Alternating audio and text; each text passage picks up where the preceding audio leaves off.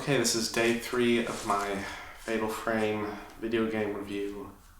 I think it's gone a little bit beyond being a video game review now. It's more of a documentary on my haunting, as it seems to be. And last night I was attacked in my pool by what appears to be several ghosts from Fatal Frame 2, and I don't know, there were others. And it was all to get what appears to be a spirit orb. What I'm supposed to do with it, I don't know. I mean, I've tried looking at my camera obscura and I don't see anything for this. So I guess we'll see if it does anything. And after my swim, I got another photo. It appears to be my copy of Fatal Frame 3 underneath some bed covers, and like the others, on the back of the card was next. So these ghosts want me to play the Fatal Frame games in order. And their hauntings seem to be reminiscent of each game. Fatal Frame 3 deals with dreams. And in the game you're balancing the real world with the dream world. And that's kind of what always really made it scary for me. So that means that when the ghosts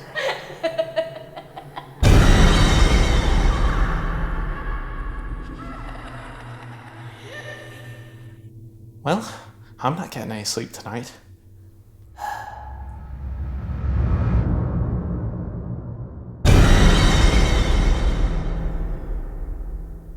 So let's play this game.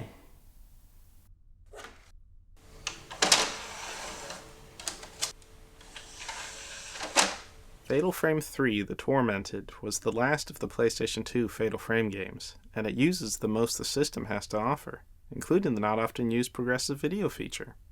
In terms of graphics, Fatal Frame 3 displays the best overall look of the series, and is only made better when played on an emulator with 1080p scaling.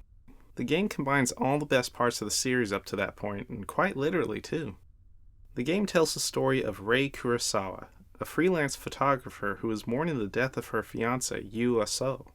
She begins to have recurring nightmares about her fiancé walking into a dark mansion known as the Manor of Sleep. She goes in after him, and from there the game takes place. Upon entering the mansion for the first time, Rei encounters a tattooed woman who touches her, and from that point on she is afflicted with the tattoo curse.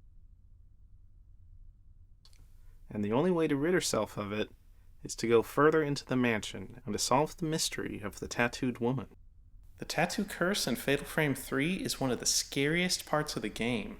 As each night goes by, Rei becomes more and more cursed, and it is a gameplay element, but it's a very creepy one, and it really makes you want to keep playing just to get rid of it. So I guess you could say, by playing the game, you're cursed. Wait, curse?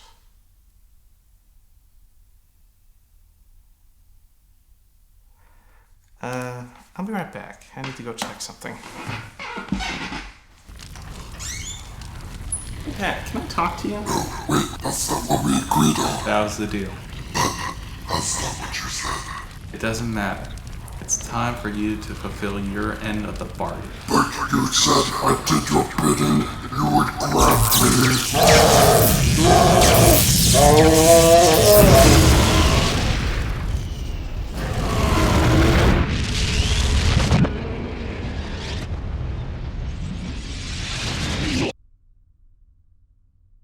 Well, that happened. Oh, hey Zack, what do you need? A lot of strange stuff has been going on since I started that Fatal Frame video review, and I wondered if you knew why that was. Can't think of anything. Are the games evil?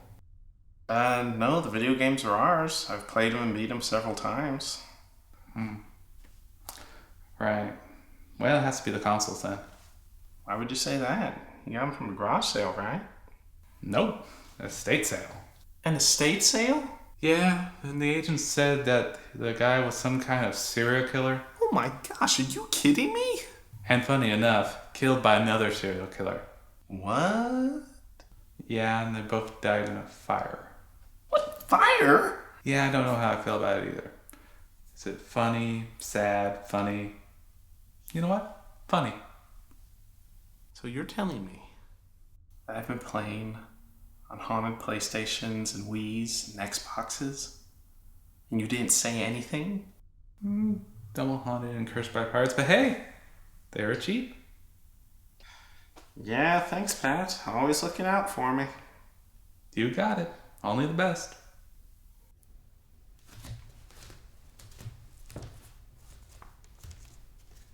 What is most interesting about this entry is that the game is broken up into hours and also day and night sequences that serve as chapter marks between the waking world of Ray's house, where a lot of the investigation happens, and the dark dream world of the Manor of Sleep. But, as the game goes on, the waking and sleeping worlds begin to merge, and the slow build-up creates the perfect feeling of dread towards the end, where you never feel safe and have no choice but to face the horrors within the Manor of Sleep. It's a brilliant game mechanic on several levels, and thankfully, Ray isn't alone in her journey. Building on the small moments of playing as other characters from the previous games, Fatal Frame 3 features 2 additional camera obscura heroes. Miku Hinasaki, the main character from Fatal Frame 1, who is now Ray's photography assistant, and Kei Amakura, a friend of Ray's deceased fiancé and uncle to Mio and Mayu Amakura from Fatal Frame 2. In addition, several locations from the previous games make an appearance in the Manor of Sleep, making the nostalgia for the previous games even greater.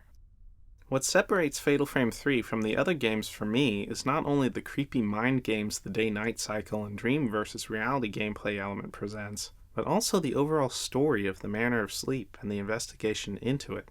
You can have all the scary ghosts and creepy mansions you want, but a truly terrifying story will really make the game something great. Fatal Frame 3 probably has the most side quests of any Fatal Frame game to date. There seems to always be something going on in different parts of the Manor of Sleep, and the sheer amount of added in-game content greatly increases the replay value. Fatal Frame 3 has a lot going for it, but it does have some flaws that I've always found whenever I played through it. For one, the game can be very difficult, as the amount of film you get in the game is sometimes very scarce, and you don't get to share inventory items between characters either. The game is also one of the longest in the franchise, as well as one of the darkest. The controls are a cross between Fatal Frame 1 and Crimson Butterfly. The camera is a little slippery, but not nearly to the same degree. Because of this, it's not quite as fun to play as Fatal Frame 2 was, but it at least delivers on the scare factor. As the last of the PlayStation 2 Fatal Frame games, Fatal Frame 3 stands as a truly great moment in the franchise's history, and one that will definitely cause some nightmares, even for today's gamers. Okay, and that was Fatal Frame 3, the third and final entry in the PlayStation 2 lineup of Fatal Frame games. Now, we've been through the original trilogy and one remake, but there's still one more left. And that is Fatal Frame 4, Mask of the Lunar Eclipse for the Nintendo Wii. Okay, so I'm going to go ahead and get everything set for part 4 of my review and go to bed. So, I'll see you tomorrow, guys.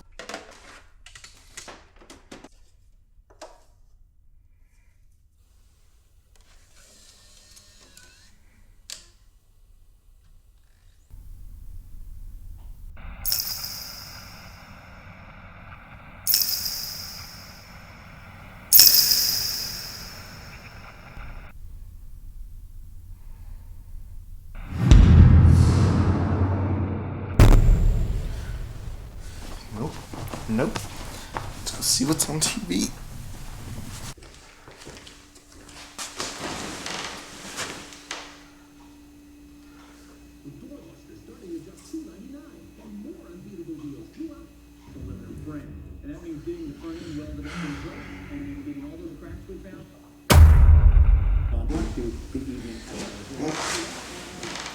Food Network. Food Network. Infomercials. Food. Something.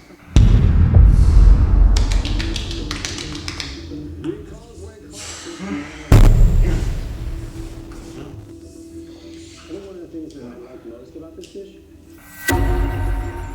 No, it's because I now can communicate. Right. Because actually.